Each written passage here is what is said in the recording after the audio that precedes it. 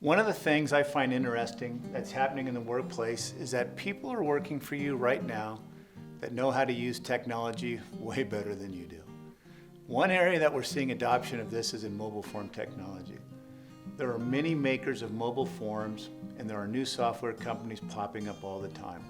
And so whether you're connected to Google and want to use the Google products, or you want to try one of these new innovative startups, they all have unique features. But the main thing that they allow you to do is ease of use.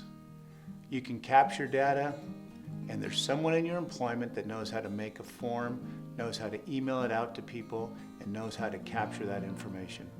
I was blown away one time when I was talking to a client about our mobile safety forms, and I used the name of a company that we use, which is called Nest Forms. She stopped me dead in my tracks and says, "Hey, I know Nest Forms. We were planning our Christmas party, and one of our younger staff members on the committee said he could create a mobile form to automate the invitation process rather than doing it manually.